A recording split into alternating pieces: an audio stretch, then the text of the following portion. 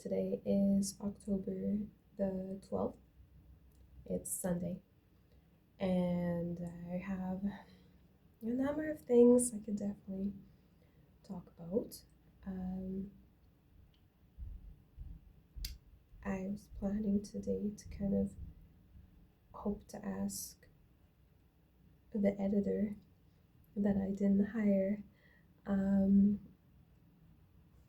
I'm hoping to put out a few more things on YouTube and um, someone that is willing to download, edit, and remaster it to share. I'm really hoping that's really going to be the case for my whole um, kind of trying to share my story, and the whole point of asking for a documentary, the documentary I didn't pay for, or the editor I didn't pay for. If you're out there and you just want to work on my account, we'll call it, you want to work on my story, and you're interested in seeing it remixed into some more interesting blockbuster type show, I definitely consent to that. So I'll try and keep putting some stuff on here, and then I don't know what else has been found, or hopefully there will be some type of AI assist to make a documentary for me based on things heard but not seen. So AI could definitely bring that to life for me and help share my story so that people understand it better, and hopefully it will be not repeated to be not repeated again. So I made some notes that I just wanted to talk about some things, different things. So September was a lot.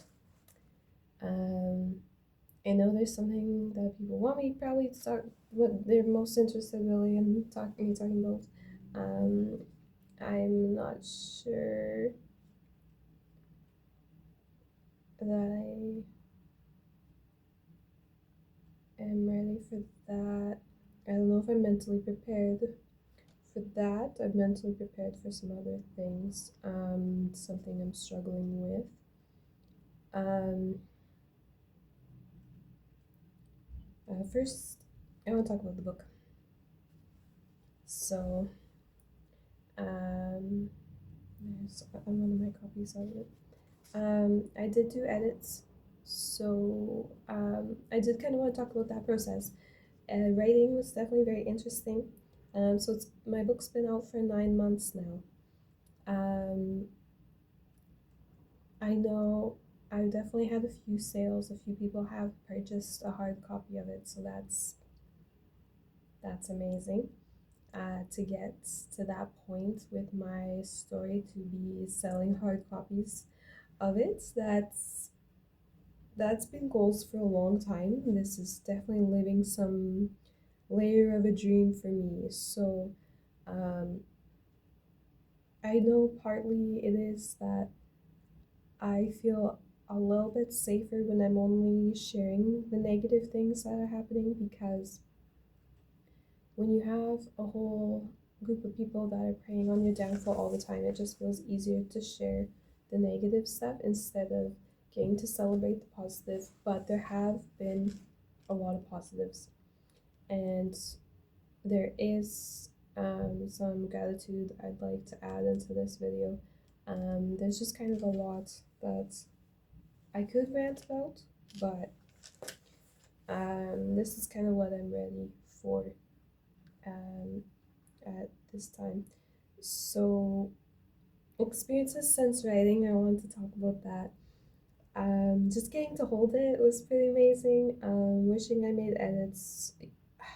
I wish that I got the paper copy in my hand and made edits based off of seeing it in person instead of just doing online, like making it live right away.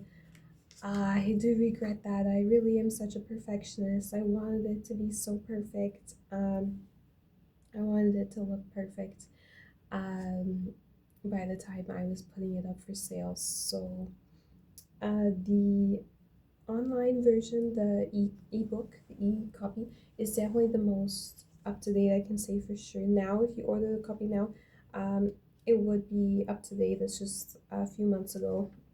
I think I got a couple sales through, like two or three, and they were before the edits, so that's too bad.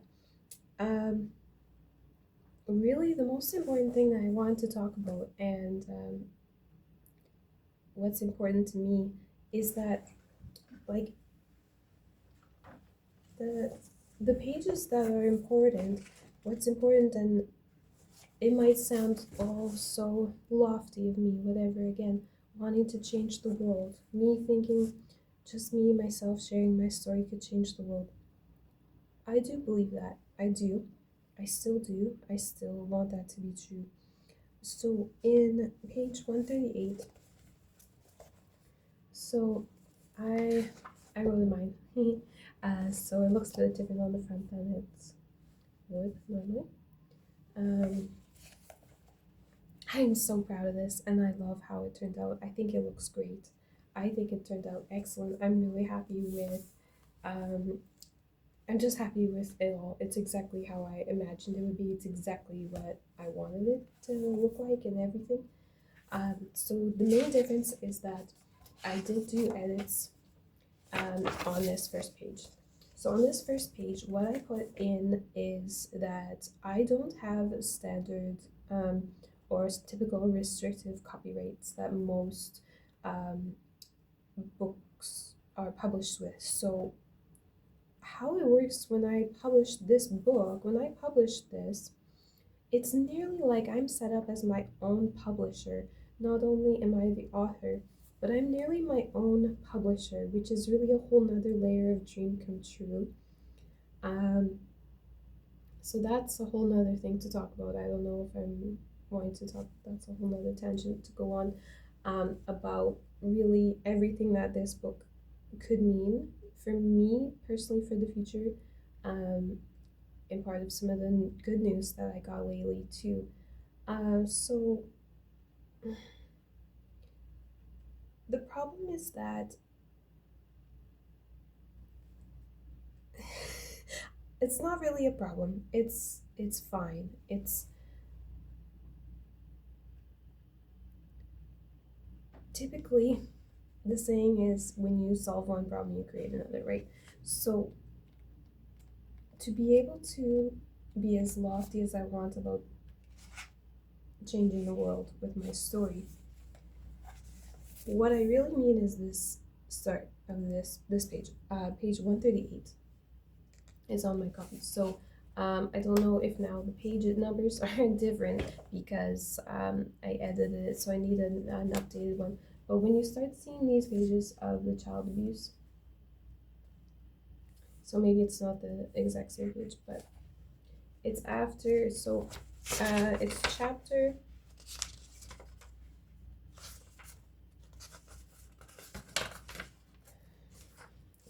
10. So after chapter 10, there's a few pages, and it talks about, in chapter 10, we're talking about proofs.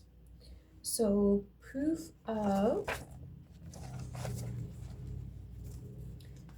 the next parts that I would like to show you are what felt like proof to me. Proof that they are pathological liars. Proof they will say anything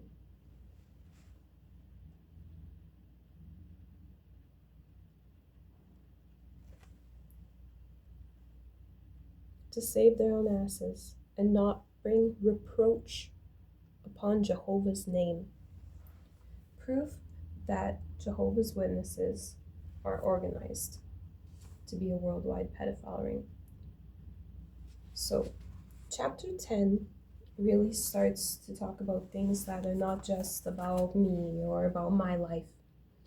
Because when I first started asking for help as a little kid, they started to say things like, that's just happening to you, that's not happening to everyone.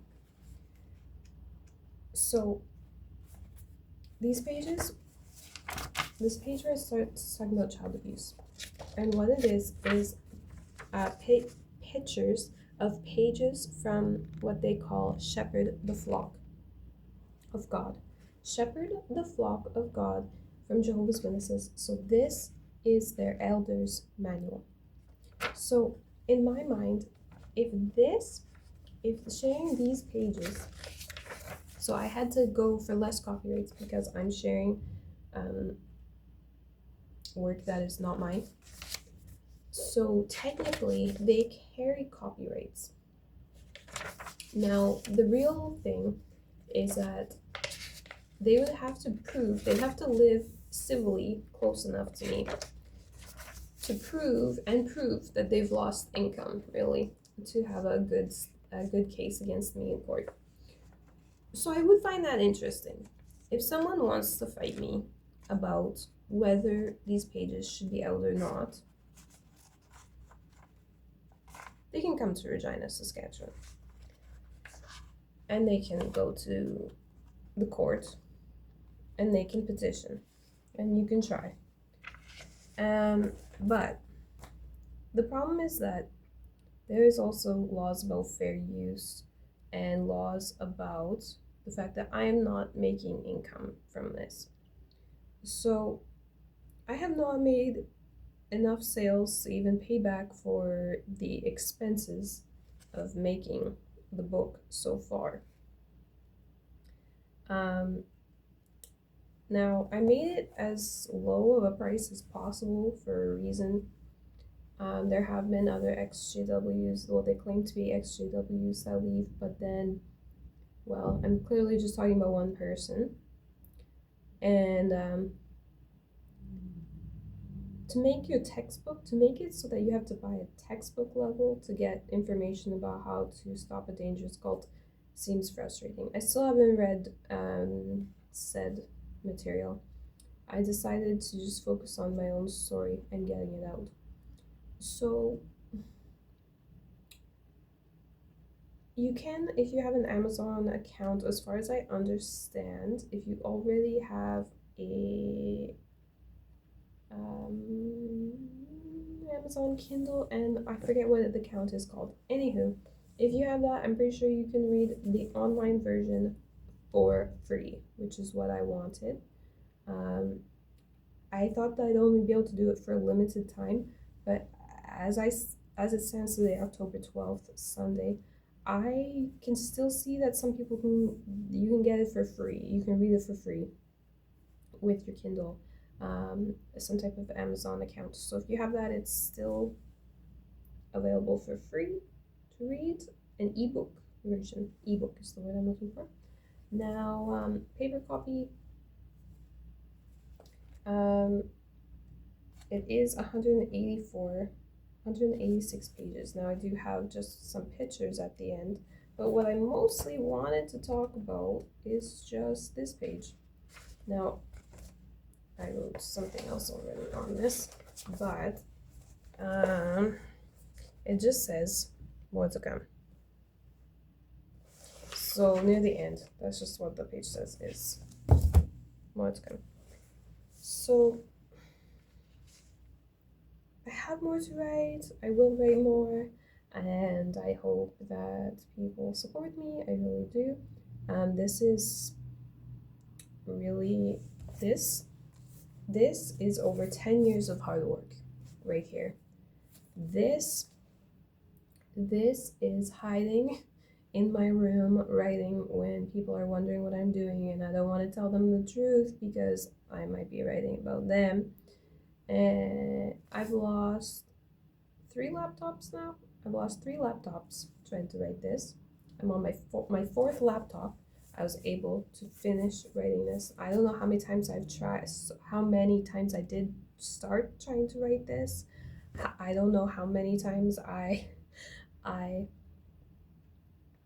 seriously lost things because my family would try and like steal my notes or go through my stuff all the time of trying to wreck stuff. I've been trying to get the truth out about what I had to live through for a long time. Like since I've as much as I can remember, since I've been 16 years old, I've thought my best bet is probably to write about this and write my way out of there. Part of my YouTube videos, part of the reason that I started airing out all the laundry and just pushing myself to talk about everything and put it all out there is to remind lots of people from my past that I don't want to talk to them again. You may see me out or you may think that you were nice to me, but I might feel differently than how you feel, and that should be respected. So, I come from a place where we used to normalize disfellowshipping. Now, people might look at me every day or whatever and not think anything about disfellowshipping, but disfellowshipping leaps on my radar of consciousness every single day. So if you were not acting properly, you could have definitely been threatened with disfellowshipping, which meant everyone had to listen to the leaders say that you are bad association, nobody should talk to you, usually for at least a year. So I am totally used to seeing somebody out in public and having to act like you don't even see them, and like you're not gonna talk to them, and like they're not to be talked to. So somehow, I always wish that when something when I've given enough to someone and the disrespect has gotten to be too much, and I finally say leave me alone. When I finally ask people to leave me alone, what I really mean is this disfellowshipping level of shunning. And what I want is people to continue to offer me that. If you can follow me on this, so if you have decided that there's somebody that you don't want to talk to again, just because they're in your community, even I did have the thought of if I really got trapped on, if I was stuck on some spaceship with some of these people, there would still get a point with some people where you don't want to talk to them anymore. And you'd have to start saying things like, it's going to be business only. I don't want to talk about, we don't have a relationship. We're not friends. We're not friendly. I'm not here to talk. I'm here to do a job, or I'm here to get this done, or whatever. Like, there's some people that, because of how I was raised and disfellowshipping just being totally normal, like, I still sometimes I just wish some people would treat me that way. And I've never actually been disfellowshipped, but it's like that level of like, I asked you to leave me alone. Why can't you just like basically like disfellowship me? Why can't you just treat me like you don't see me? Why can't you treat me like I don't exist anymore? Why is that so hard? And I guess I have to remember that that's not everyone else, not everyone's normal, not how everyone else was raised, not how um, they were societally expected to behave, or that they subscribed to such a thing as listening to other people so much as how to act in your life so as to please other people. I used to be very, very concerned about pleasing other people and us all getting along and us all having some social agreement of how to act. And when something happens, that we overtly talk about it and then decide how we're going to treat that person as a group. So it's different to me when I get to be at a layer of done with people where I'm asking them to leave me alone and I don't want to talk to them anymore. So if I do that and you disrespect that, you keep on harassing me online, I delete you or whatever and block you, and you make a new account, all of a sudden you've shown up with a new Instagram, a new whatever, I'm going to assume that you are now stalking me online, harassing me online. Um, it's not funny, it's not cute, it's not hot, it's not sexy, it's not fun, it's not funny. I don't enjoy being harassed. I do not enjoy being stalked. I do not enjoy any of that. I want to be a person who encourages other people to grow and to find themselves without religion. I want to be an encouraging, positive influence on society. And if I have to do that, and I have to ask you to leave me alone, I want that to be respected. I have stuff I'd like to get done, and I don't have time to be dealing with harassers and stalkers. The more you do it, the more I'm gonna wish I hope I never see you out in public. And the more I'm gonna avoid you if I do see you out in public. It's not going to draw me closer to you. It's not going to make me wish I could see you more. It's going to make me believe that you do not take my consent. It's going to make me feel like you are only there to disrespect me. Now, something I have been really struggling with, I'm having recurring nightmares and I'm having daytime issues with. I don't think you can call it PTSD. It's definitely not PTSD because it hasn't happened to me. But it seems like it's happening to other people. So, the seriousness of dealing with Bethel, with dealing with the Jehovah's Witnesses Bethel, the seriousness of dealing with that, I think I want to believe now is understood and very much respected.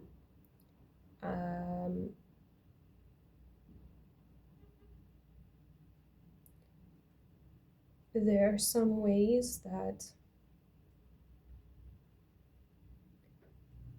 a person can show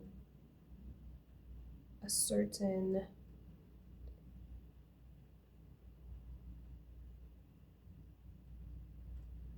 amount of control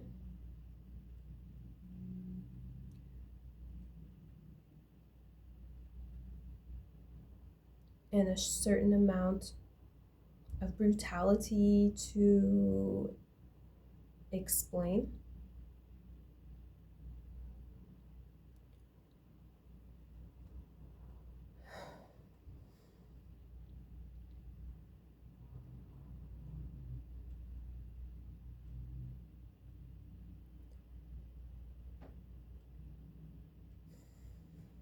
The seriousness of parents sending their children to Bethel, I hope, is a lesson that is very clearly understood, very clearly marked on how I feel about this situation.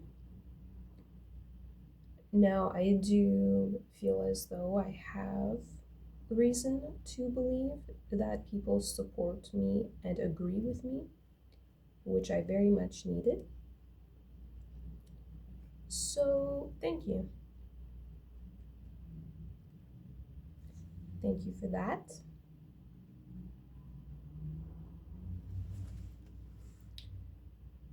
I do believe that if we are going to survive, if humanity is going to survive, we are going to have to make some very cold decisions. We're going to have to make some very clear lessons. But the problem is that you can make as clear of lessons as you like. Bad people will not stop because you ask them. They must be stopped. And they want to go down as the worst in history for something, like how we have a complex of having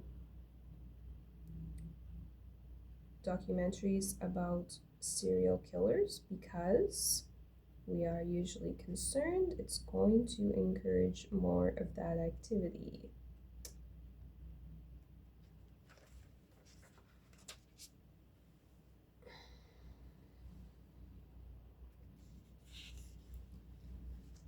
The problem with Bethel is that it is like the equivalent of people losing their lives. And why I'm struggling with it so much is because it's like survivor's guilt for me.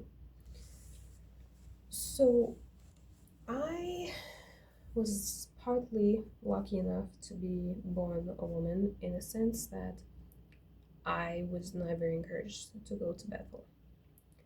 As a woman, I am encouraged to stay here, stay under my father's headship, to follow whatever he says. Now, as a son, born as a son, you are very much encouraged to stay single and devote your life like some type of male nun, like a whatever you want. There's other terms for them. They're quite violent. Um, Basically expecting you to sacrifice your entire life to the cult. So where they have the printeries, where Bethel is, where their headquarters are, where they print the propaganda, and where they create videos and they create their music, all of this, where all these people live, they're just using young men like slaves. But the real problem is that, and this has been years now, this has been multiple years of me dealing with this and living with this every day. I am having flashbacks of when I was in Bethel, and I'm having flashbacks of being in their tunnels, like how I wrote about in my book. And it's gotten worse. They started to escalate from what I have actually witnessed in the flesh myself to things that I can only explain as like some type of figment of my imagination, scientifically speaking.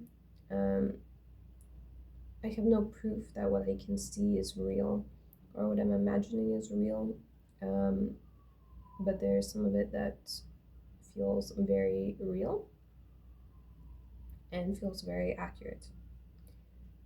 And now, I don't know if you want to just blame that on electricity or if you want to think I'm some type of, I don't know, I don't want to be called con artist all over again for trying to talk about something like this. Um,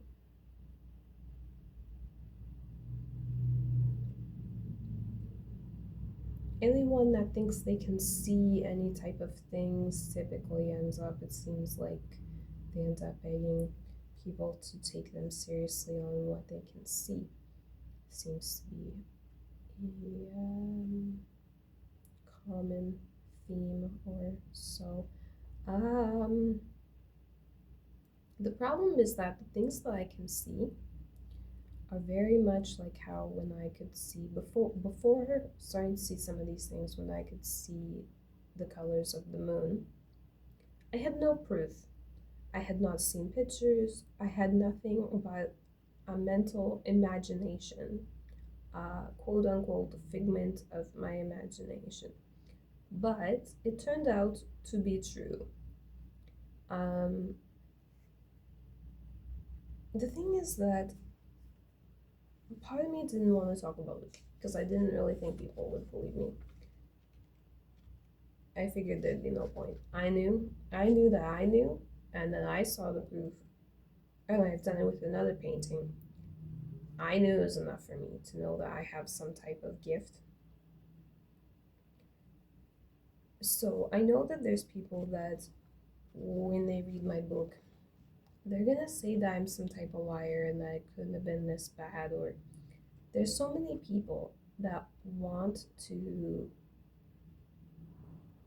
tell me, so many people that I've known in my life, like people that I thought were my family and friends, that would be like, this isn't like, there's no way you went through this, there's no way you lived through this.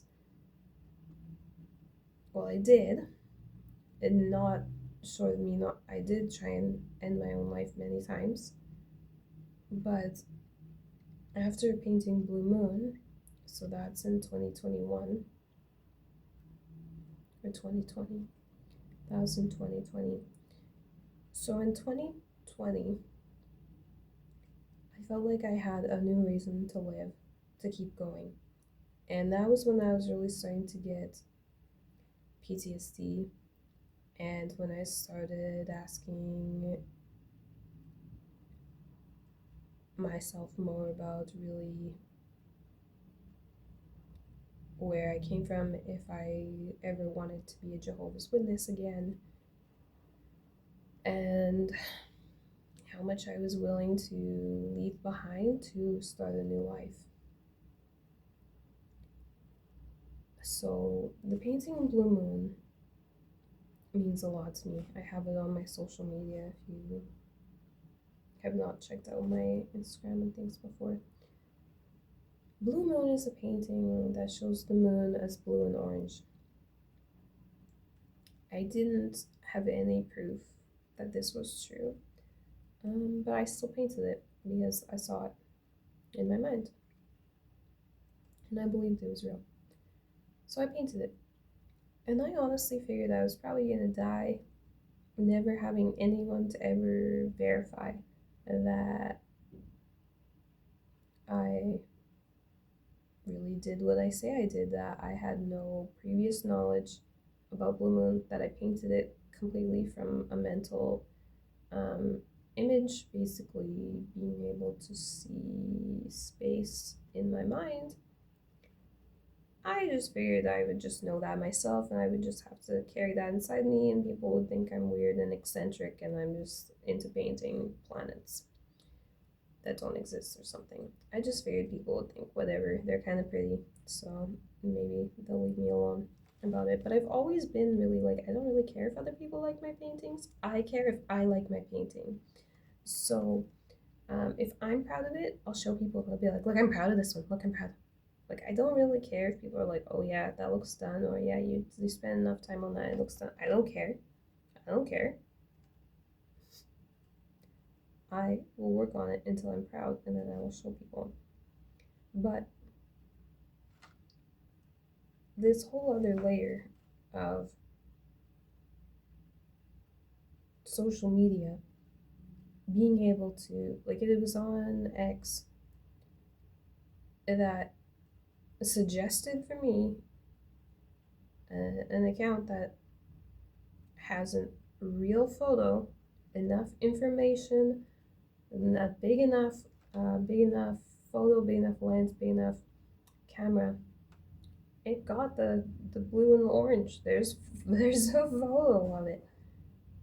I'm still beside myself. I never thought that was gonna happen. I thought I would die and people be like, oh, my own is gray and white. And I'd be like, whatever. I painted it, but whatever. So I've done that twice.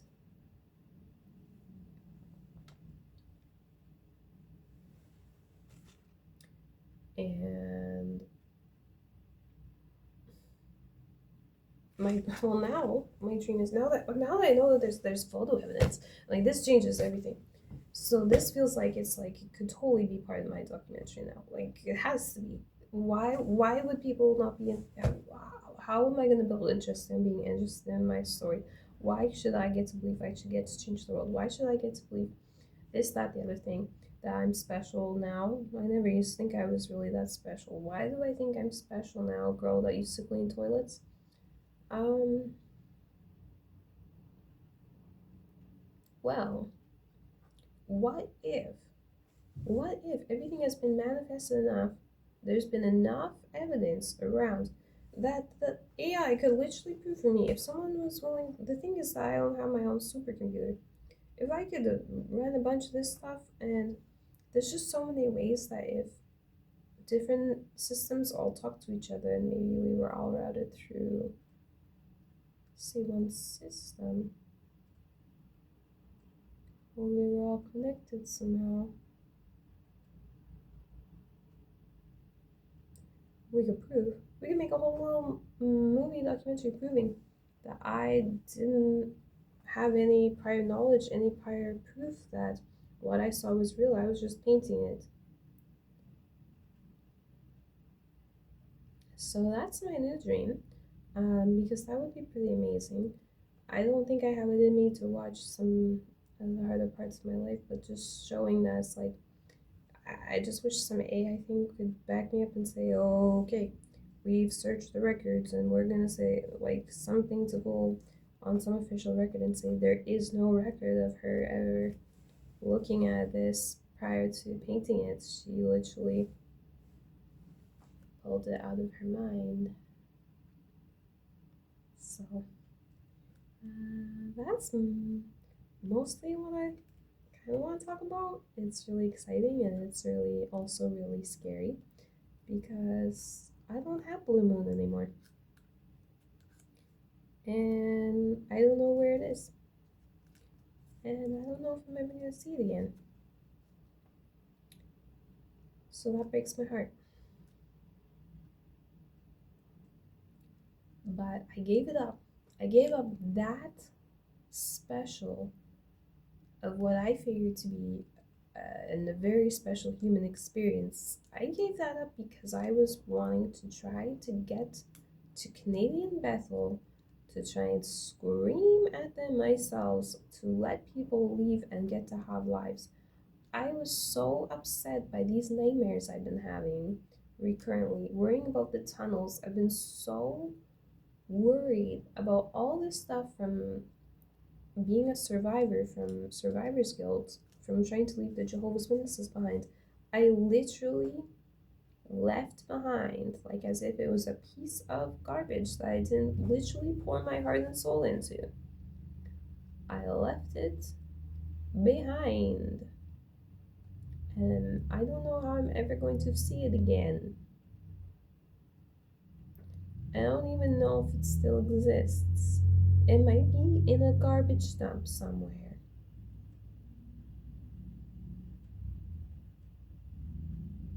So you could say this whole waking up thing, this whole being an XJW, is very hard to deal with. And I am very happy for my name. I would like that to be very clear. I am very happy for my name, but I have no idea if I'm ever going to find out who actually named me. They really were going to name me girl.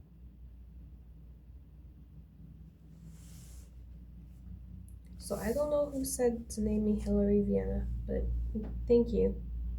Thank you. I like my name. And I know it's a bit of a complex being raised a Jehovah's Witness. If you really understand the Jehovah's Witnesses and the story and the wow, how interesting that is to be named Hillary Vienna. It's like literally the hospital. It's like I don't know. Nobody tells me anything. It's just like I'm just out here guessing. It's like as if they like knew what my family situation was and was like, no, you can't name her girl, and just made them name me different. And then I'm just walking around in Jehovah Witness land with the name Hillary Vienna. Like people would probably like sometimes I think if people really knew the situation, they might even think I'm a liar just if they heard and they'd be like, your name, you're a liar, as if you even were a Jehovah's Witness. Like sometimes I worry I'm gonna have to prove that I really was a Jehovah's Witness. It's like no, like like like I definitely was one.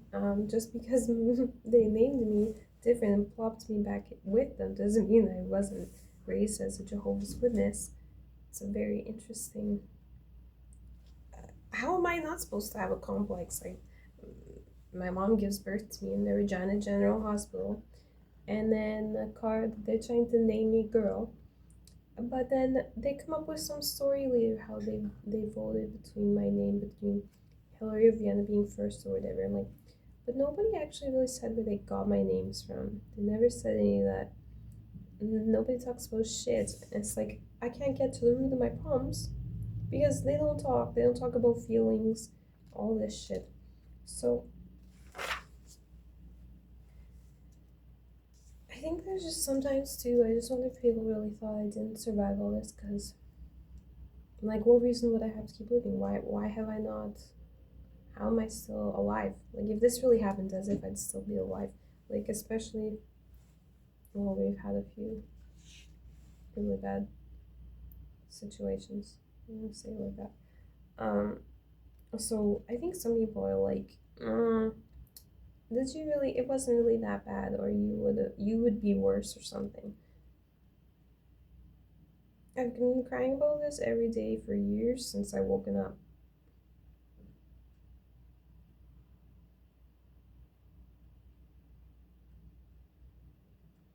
Like I lost my, and it was in 2022. Like it's 2025.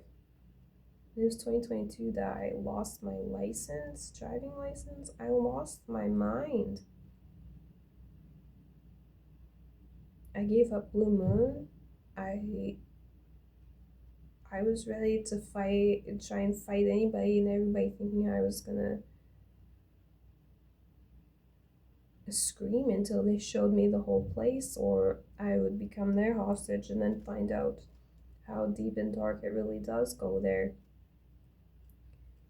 I have been self sabotaging before. I have. It's not like this has been easy to survive and live through, but I'm doing it.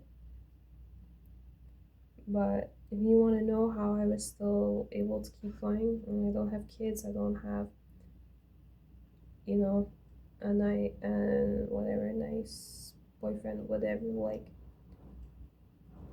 the things that lots of people think of as support systems. It's like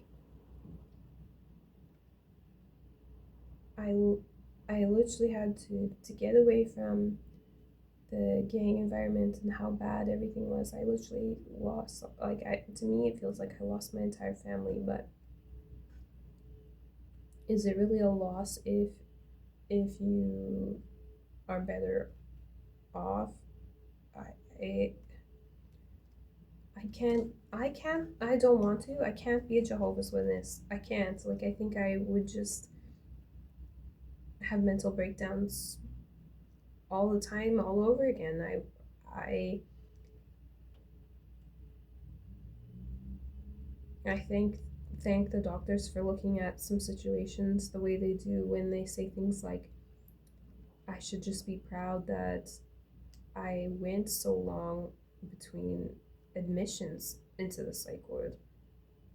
They think I'm strong. I am. I am, and thank you for seeing it that way instead of seeing that I just seem to be um, handling it so well. So how could it be so bad? Just because I am very strong and very face everything and just try and face everything right away, get it over with, and I have a real tolerance for being okay being alone too. Um, it's something I feel like I need to say, but feels awful to say, just for the obvious for some people that are the real avoiders. And the thing is that every time I get to try and talk to a new doctor or something, one of the first things I always want to try and tell them is, I didn't want to be Jehovah's Witness. I didn't want to be one. I didn't want to. I didn't want to be that. I didn't want to be like them. I was just born into that. I felt like I had no choice.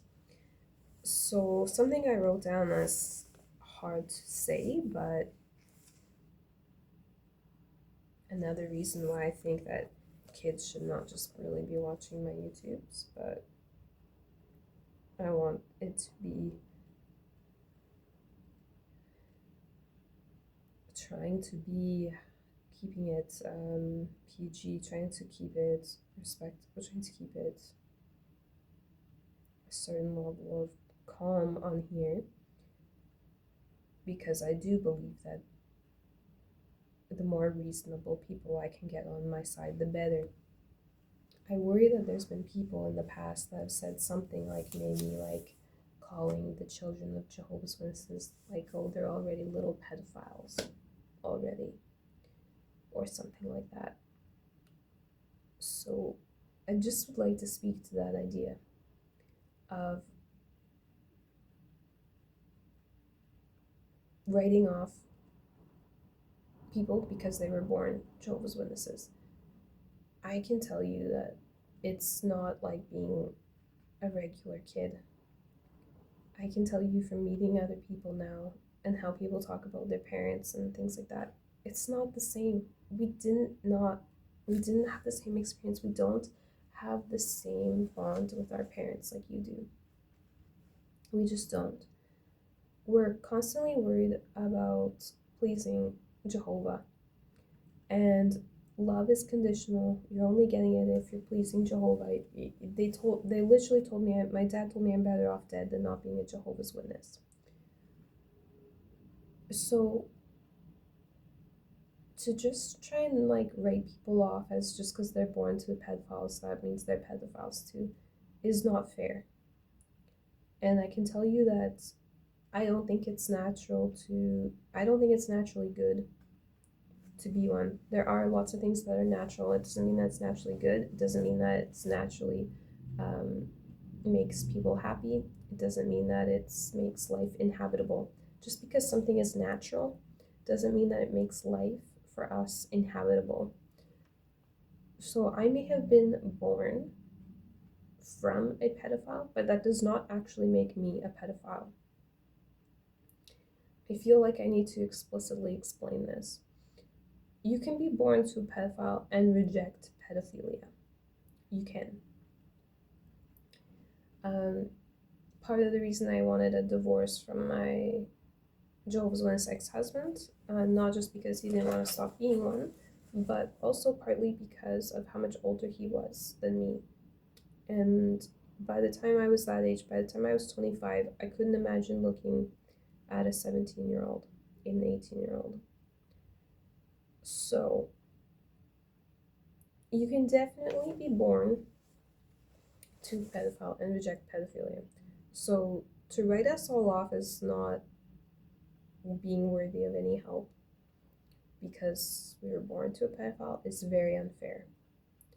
And the problem is that a lot of people, what I think happened with the older generation is exactly something like this happened, where people wrote them off and they just sent them back to their family and said, you already like them, just stay with them, stay with your people or whatever. Because I've really been trying to reason with how they're still been allowed to continue. What is it that how do they benefit anything? How do people use them? I've been really trying to rack my brain for what reasons people would let the Jehovah's Witnesses continue, other than obviously being pedophile and into the child abuse material yourself and being basically like a customer of theirs. Other than being like a customer of theirs without actually being a Jehovah's Witness, I don't know what reason you would have, or cleaning, because you like them for doing cleaning. I don't understand what reason people have for defending the Jehovah's Witnesses. I really don't. I think there's a lot of people that thought I was defending them when I wasn't. And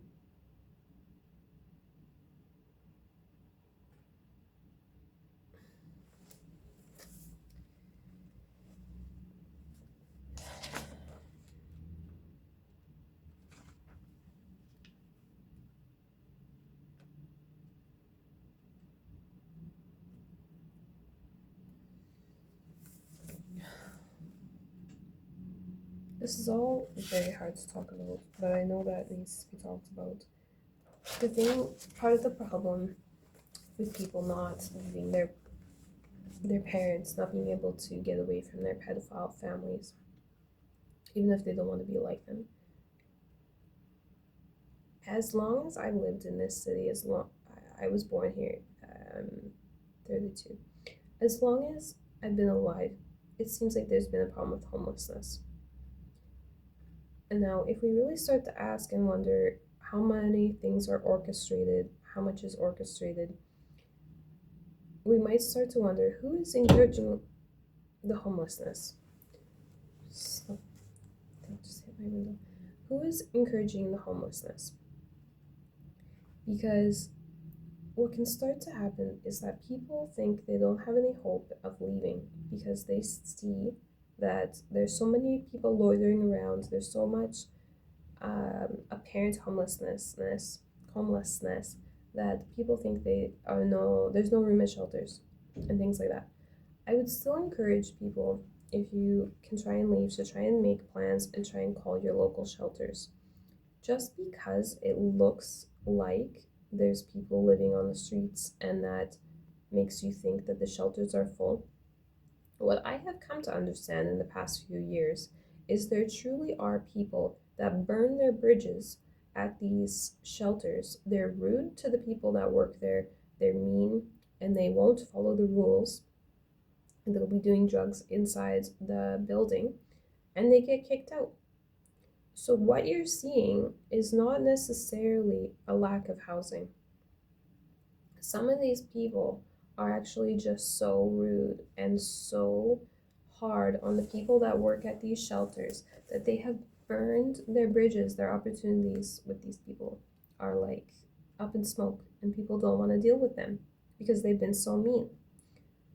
I got to go to multiple shelters in the city when I was homeless in 2024 and last year.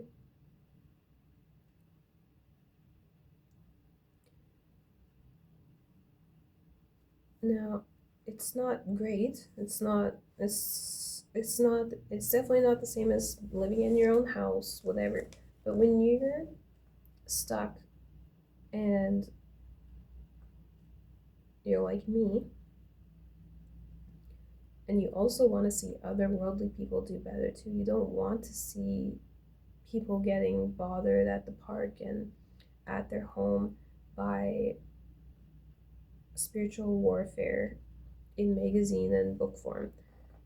There's a lot of reasons to want to leave. There's a lot of reasons to wish you could start your own life, but you're gonna have to be okay with being alone. A lot of it. I've spent a lot of time alone, and I'm okay with that because at some point it's safer and better to be alone than with people that are abusing you. But you have to be able to handle that.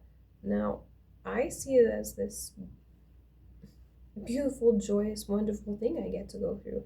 I feel like I'm getting a chance at having a life now. I can just decide things like I don't have to go in service to make myself a coffee. I'll just make coffee whenever I want to. I don't go to meetings. I haven't been to a meeting for I don't know how many years now.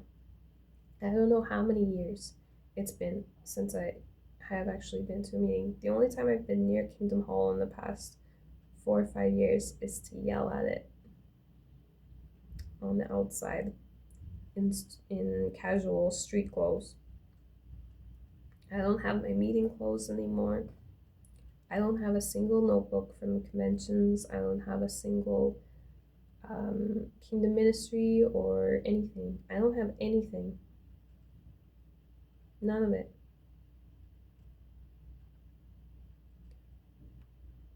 So it is possible. There are social housing options, but you have to ask and you have to keep asking and you have to ask to get on lists and you have to ask to make applications and you have to keep advocating for yourself because it takes a lot to happen before you get someone that's going to be advocating on your case for you. So you really have to be able to be your own social worker basically. If you can call and make your own appointments for yourself and you can do paperwork, you'll be just fine. You just need to decide when you have enough money to leave or when you have a good enough job to leave or whatever else you need to leave. But there's gotta be reasons on both sides for how I see it at this point. At this point, there's gotta be people on the inside trying to make people stay and keep this cult running, but there's also got to be people on the outside that seem to be making this keep running for whatever reason. And we have to find out who's profiting and why, and keep talking about hard conversations like stopping the pedophiles. It's really awful to talk about, but they're going to use arguments like it's natural to say that they should get to continue and that it should be glorified and that there should be no reason to look at it as ilk or gross or harmful or toxic. There's going to be people that'll argue right until their dying day that pedophilia is good. There will be. It's going to astound some of us and we're not going to even believe it. Some of us are so healthy Some of us are so healthy that we like literally cannot comprehend how people can go about a day and have a thought like that. We can't. So we can't comprehend that these people are having these thoughts every day and how it's affecting things. I truly believe that even when people don't act on things, just our thoughts, what we're thinking, and what we're thinking about, the thoughts that we're having, is impacting the universe at some level. So just because they're not offending, just because they're locked up, doesn't mean that they're not hurting us still, that their thoughts aren't hurting us. So to take history serious, to take the future serious, there has to be some type of change. Like, people aren't sorry if they're not changing. That's the true sign of a real apology, is changed behavior. If people hear my story and they're really sorry for what I've had to live through, they really can try and jokes about putting yourselves in my shoes. Jew making shoe jokes. Um, if you really can, and you can really see how, like, especially people with kids, can you imagine your kid, you didn't even understand, but you accidentally married a Jehovah Witness, and then you find out they lied to you, and they're like, wouldn't that be a horror to you to find out your spouse like later on or something? You've got a 5-year-old kid, and all of a sudden you really find out they actually lied to you, and they have a whole family somewhere that's Jehovah's Witnesses, and now they want to get your kid. Like, there's just many ways how this affects the public, and I just don't understand why in the past I've really been met with people defending them. There's a lot of people that don't. There's a lot of people that see my side and feel bad for me and understand why I make these YouTubes and understand why I'm writing, and they understand a lot of that, and that's great, and those are the people that I need in my corner. But a lot of time I feel like when I'm trying to speak and I'm trying to explain, it's to reach the hearts and minds of people that need to change their mind. They need they need to change their opinion on the Jehovah's Witnesses, and they need to see my side of it.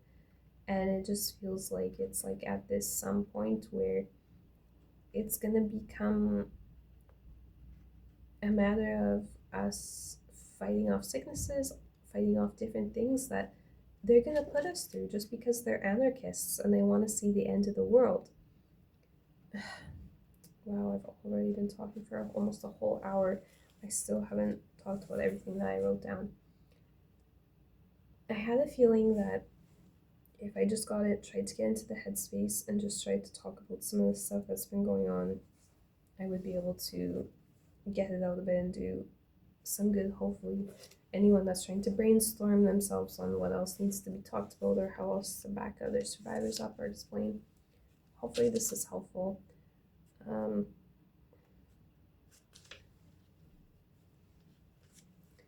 wanted to talk a little bit more about the the homeless problem.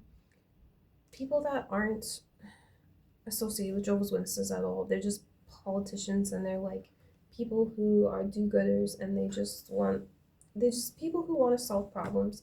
People, I just imagine too, even like people like the police or other people who are in service positions where they're running into people with issues all the time, and they're not understanding why there's so many like psychotic issues, basically. Like, religious trauma is real, but excuse me, but also the need for these Jehovah's Witnesses to orchestrate things, like to really understand, to really accept and admit how much power they have, is really, I think, the only way through and how we can move on. If we just deny that they are that powerful, oh no, they're just some cult. They don't control the laws. They don't control really important things. That's very dangerous. And I just wish more people would understand that part of the a big part of the reason we have so many issues is because of the Jehovah's Witnesses and how much influence they have had. So the need for basically making homelessness illegal is definitely there, because if people are being held more responsible for not trashing these like opportunities for housing, other people wouldn't be scared to leave. But isn't it convenient to use some people like some social bomb by feeding them drugs, or like, I don't know. I really don't know if any of them are drug dealers. I don't know. But you start to wonder why people defend something. Are you getting drugs for them? If there's no follow the money trail to why the Joe's Misses are still going. They're not paying, really. They're not. Maybe they're not bribing. They're not. I think people thought for a long time they're bribing their way into politicians' good graces and stuff like that. But I start to worry it's more using drugs on other parts of the population to influence and control. Um, they've been using drugs for a long time to try to control people. Um, the homelessness problem is really like, if there's people, like, if you want to go camping, go camping. If you want to sleep outside, you really want to sleep outside, like for your psyche or whatever, okay. But why do you have to bum around the um like basically the places where you're not supposed to be loitering, right, bothering people? Because if you're not getting enough income, if you're not getting a job, like, there's just supposed to be all these other social supports. So it just starts to look like it's just an easy way to make it look nearly like society's falling apart. A homelessness issue makes you worry that there's a lot of problems, that there's a lot of things not going on out there. So I really think they would see it as a way to control us, the general population, if you want to say, by encouraging the homelessness problem, by encouraging displacing people. And not just immigration, not just that, but like, really, the homelessness thing is the problem, because it really looks like disorganization and chaos. And then people start to wonder things like, well, is it like veterans out there? And then you start to get where you're literally grouchy with the government because something like this is going on. So there's a lot of ways that it influences us. Um, I think with changing the laws is really going to be the way to go, but they're going to be really holding on. They're going to be, I would think, they're going to be guarding this stuff. That's going to be their last thing to hold on to, is whatever laws they've changed. However they've influenced the laws is what they're not going to want to let go of. Whichever, if there are judges that they have, like, I'm mostly talking about the United States of America, but it seems like the more I learn about politics, people do say things like, it seems like our laws have just been copy and pasted from the United States of America. So some of that is quite worrisome. Um, Talking about other laws and what happened last week, I think everything that needs to change is very possible. It's very possible. It's just finding the people that are dragging their feet, that don't want this to come out, because there's some people that look like slavery is going to be the next big thing to talk about, because it looks like they want slaves. And at some point, we have to admit that buying things for just as cheap as humanly possible is going to start to, if it's not robots making us stuff, if it's not AI making us stuff, we're expecting slavery. We can't expect slavery anymore. It looks awful. For like, the best way I can motivate people to stop being slave drivers is just by saying it looks awful, because they're so worried about how they look all the time, it seems like. But to be mad and keep expecting things for too low of a price. We can't we can't expect things for free. We that's uh, the whole idea of trading. When humans go take a step back from money and we look at what we can trade, how many of us do we think would survive if we literally had to work based on what we could trade? If I had to go back to trading services, I would probably start offering again to clean for people. But it's like, really, what could I make? What could I make that I would trade with people? Like, could I cook for someone? I don't know. Like, when you really start to boil it down like that, you wonder how useful you are as an individual, what you bring to the table. What do you bring to the table that is the world economy of things running and people buying and selling things?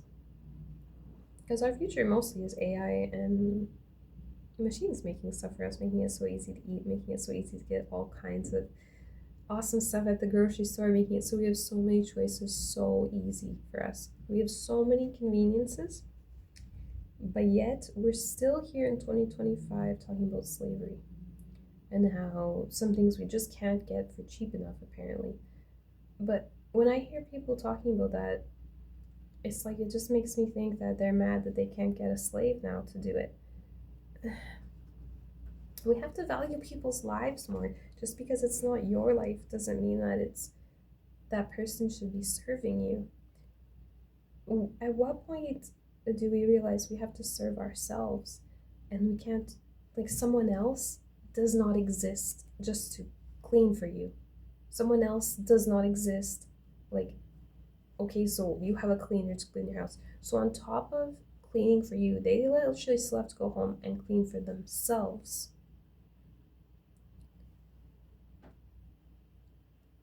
At what point do we not see that, like, it's not fair to say that you're more valuable as a person? You're more valuable. You don't deserve to have to clean up your own toilet mess.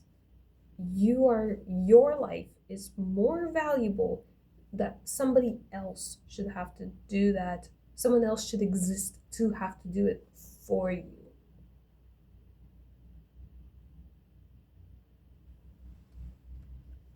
Um, I'm just gonna leave that at that. I thought it was interesting. I'd like to talk about the Donald Trump post and the evacuate Regina. Um, yeah, if you've been listening this whole time, I feel like we should maybe take a break. This has been a long video. I still have maybe a little bit more that I want to talk about. Maybe not. Maybe we can just get through this. Okay. The Donald Trump post and evacuate Regina. When people want to rattle you, when people want to like really rattle you and they can't, they get all kind of weird about it, and then they kind of want to fawn over you a little bit. So it's interesting that if we didn't all jump and like it seemed very like he put that evacuate Regina post and we were all very like, where's the driveway furniture? Like, I didn't see anybody screaming out of Regina. Like, nobody nobody fled as far as I heard. There's no there's no mass evacuation. We didn't get too scared. So I guess they're not too scared. They're not too scared of the blowback. Um, Why? I always figure if they, oh, if you love me, you'll endure my wrath. If you really love me, oh, if you feel bad for my story, oh, you'll endure my wrath. It'll be fine. Um, it'll be a funny story one day.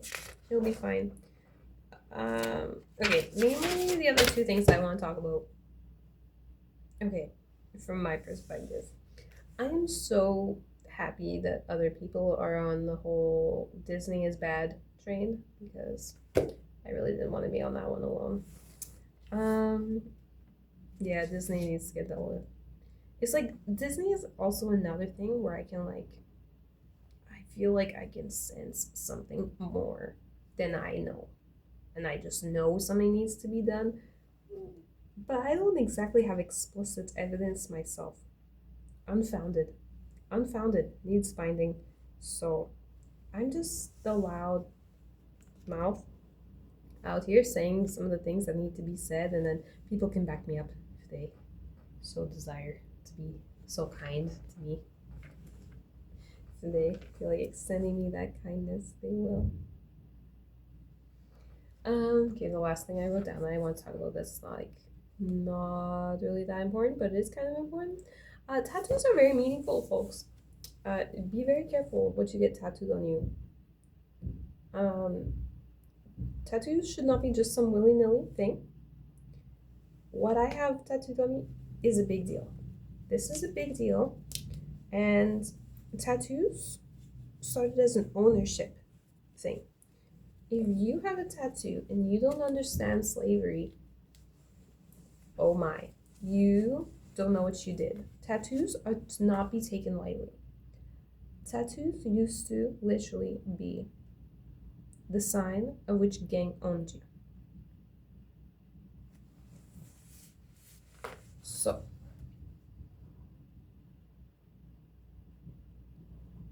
I have a water fight on my right veins for a reason.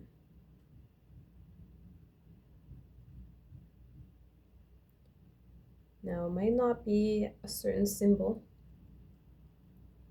It might not be exactly to match anything from history, but it is my own way of saying who I want to own me. Now, it's pretty big. So if some other group wanted to own me, they'd have to outdo it, as far as I understand. So they'd have a lot of work on their hands. And I don't know if I'd sit as nice and pretty as I sat for this one. Tattoos are not to be taken lightly.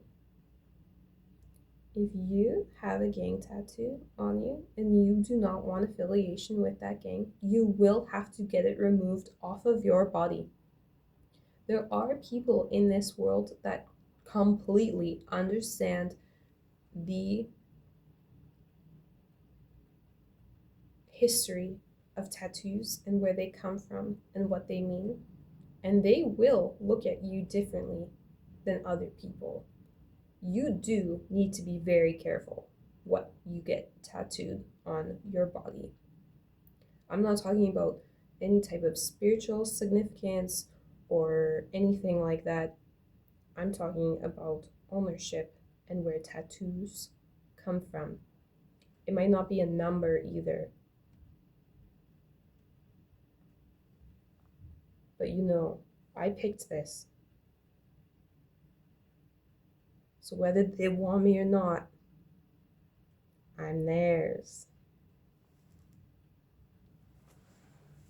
Careful what you get tattooed on you.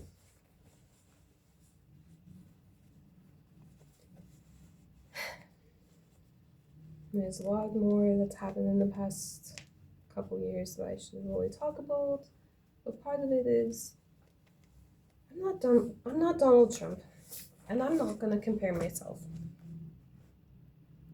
He might have talked about, we might all know about Donald Trump's assassination attempts,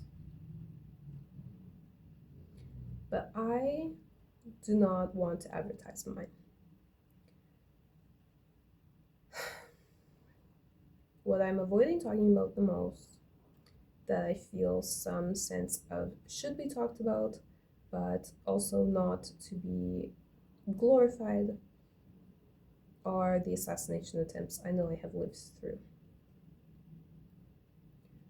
So, since April 2024, since I have moved into this apartment building,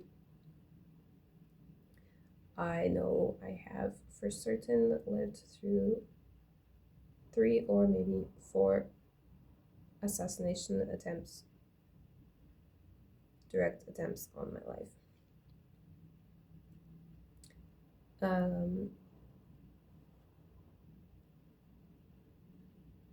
I will have to talk about it, and I do have more therapy appointments coming up I will talk to somebody about this, but I do not want it to be something that's talked about online. And I do not want to talk about how they did it and the different forms. If you don't know for a reason. And it's meant to not scare people, and it's meant to not encourage anything. But part of me also just wants to be frank and be open and make sure that you are aware that I am aware of the situation. And while doctors may have recently tried to tell me I'm in some type of psychosis, I am very much still lucid and very much understanding the weight of the situation and my story and everything that I have lived through. But yes, a few assassination attempts in the last year and a half, nearly 2 years, year and a half, have definitely made me aware of my apparent value. So if there's anything to be taken out of these assassination attempts, it's to say thank you for reminding me that I am so highly valuable that you went to such extreme measures to try to deal with me personally. I am not flattered. I'm not thankful. I am, however, very thankful for my country. I'm very thankful to live in a place that prides themselves on a culture of recording, a culture of filmmaking. So I'm very interested to see in the next few years how things go for programming, because I think we can all agree with issues like Disney, we sometimes just have to decide that we have to make our own stuff. We have to make our own fun.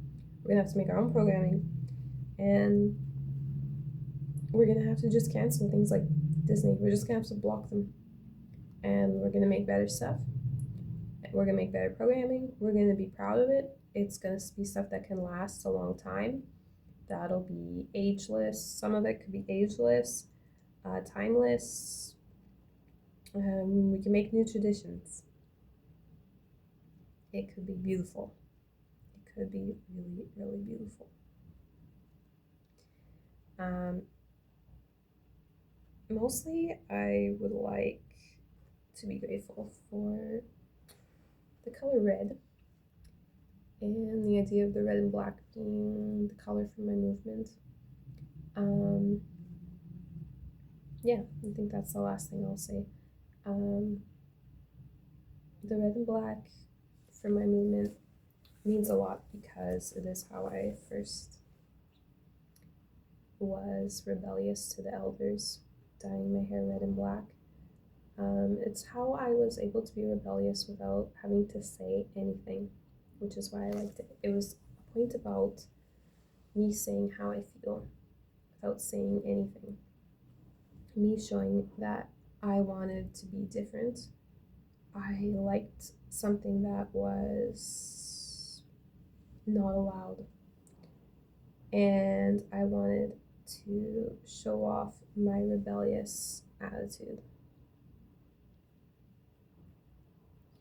While I still want to try to be as respectful and calm and concise as I know I can be, I know that yelling and getting worked up out in public is really not the answer for my movement.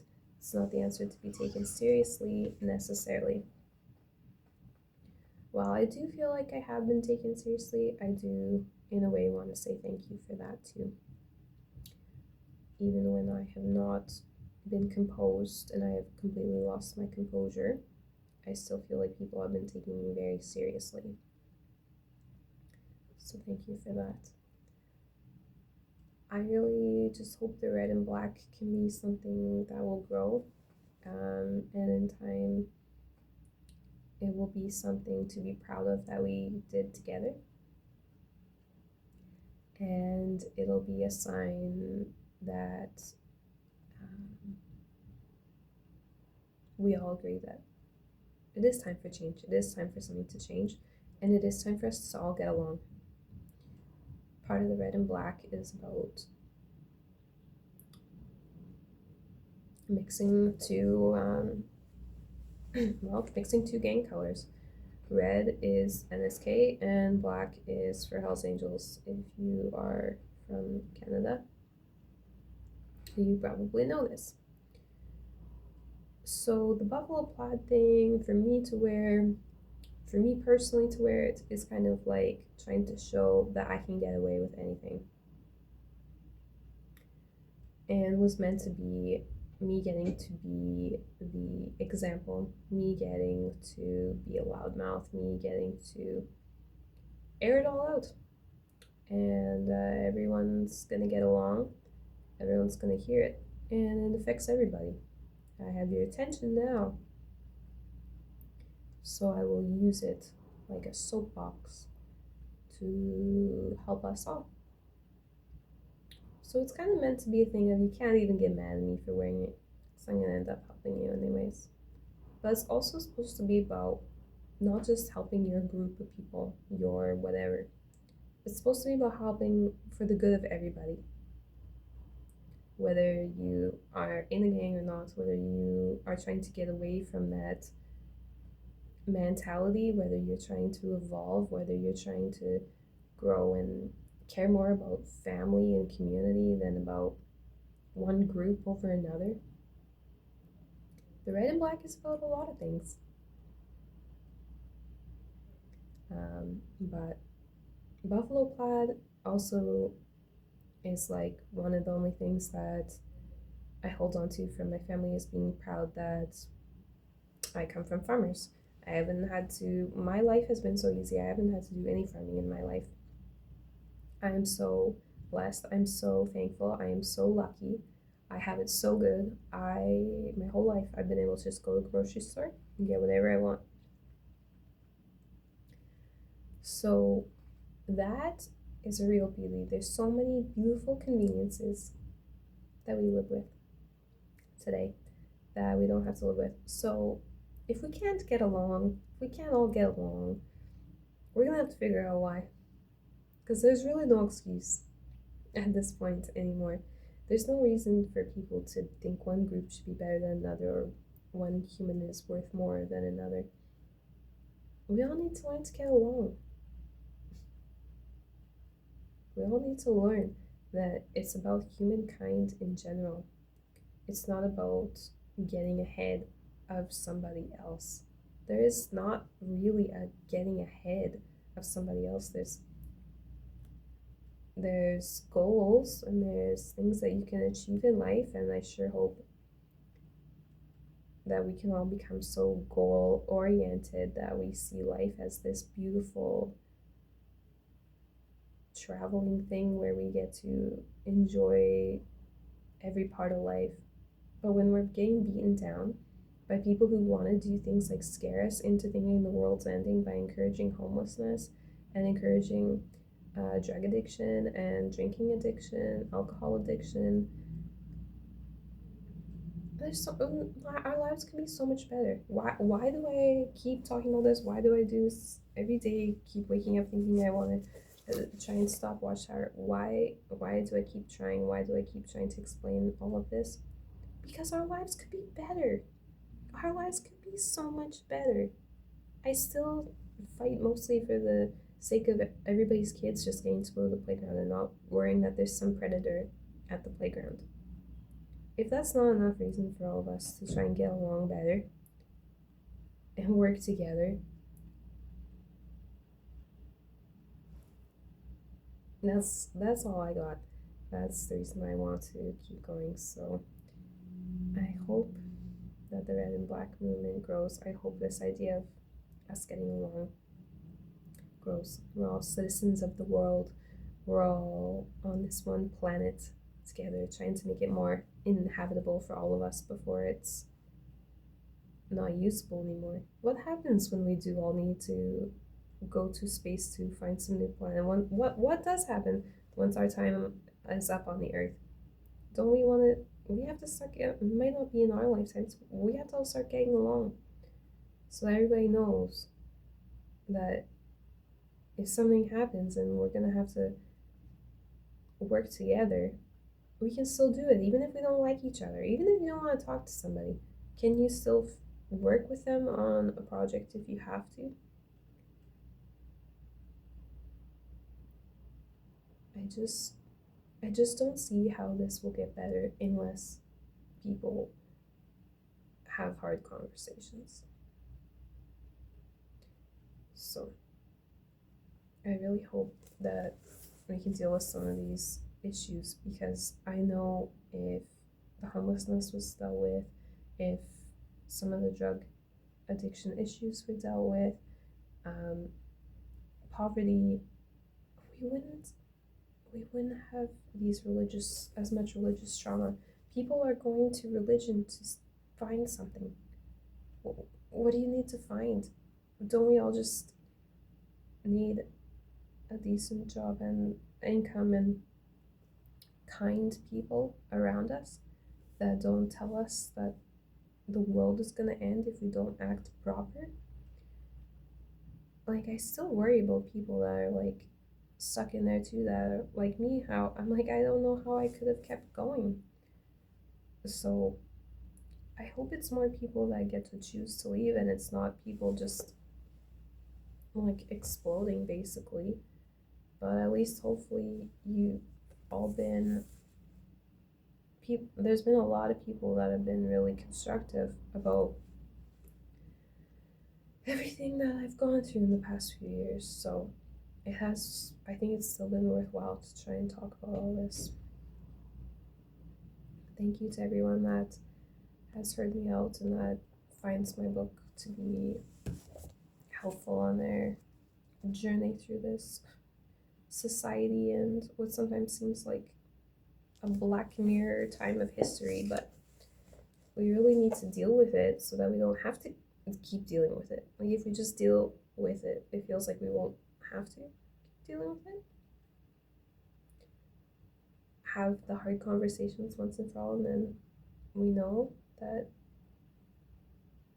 other people feel the same way, because it feels like validation, isn't that all we need, is validation that we all want it to be better and we all can imagine it being better, we can see things being better, but we need to know which people are the real bad guys, which ones are just victims. If we don't have AI, if we don't have machines to help us, we're gonna get stuck too. There's gotta be ways that we can find some type of program to help us deal with some of these people's issues with social work and things like that, because I know people are burnt out from just listening. Like, I explained that in my story too. People get burnt out just from trying to understand this. That's fair. This is not just going to be something we just figure out apparently in a year or two. So I still have a lot of reason to keep going on and living every day. Part of the reason I wanted to make this was just to say, if something does happen to me, I do have plans and I have things in place for when I am not doing well and suicidal. I have checked myself into the hospital before. I'm not afraid to do that again. So I'm gonna keep enjoying every day and see everything as a gift that I get, and hopefully I get to live a long life and get to see some of these changes really be made by so many different people. There's just so many different people that are affected by this. So I know it's like people are afraid to talk about it, but we have to.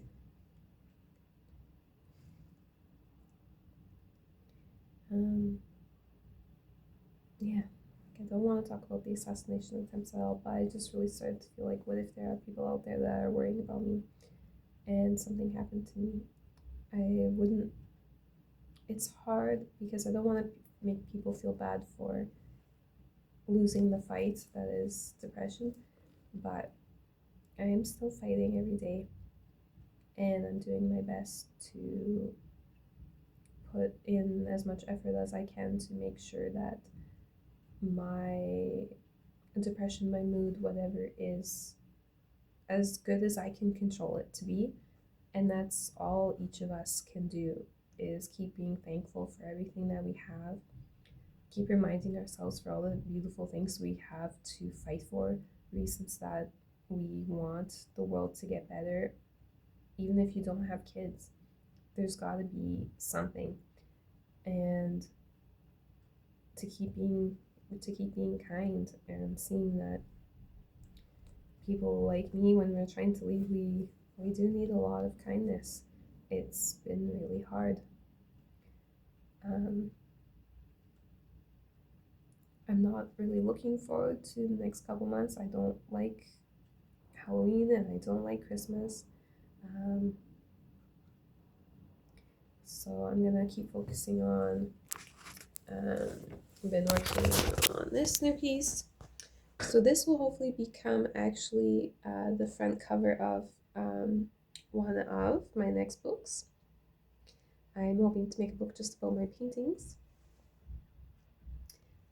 So this one is actually what I'm working on to be for my front cover art. So I hope this goes good, goes smoothly. It's going okay so far. And I hope everyone has or already had a really good Thanksgiving. It's always Sunday. Um, it's Thanksgiving in Canada, so I did partly want to make this because I am so thankful for where I live and the fact that I'm still alive. Thanks for keeping me alive, and for keeping me sane. This past year especially has been really hard, but still alive in 2025. So I'm happy. Yeah, I just hope everyone has like a good Thanksgiving, and just stay positive. Stay positive.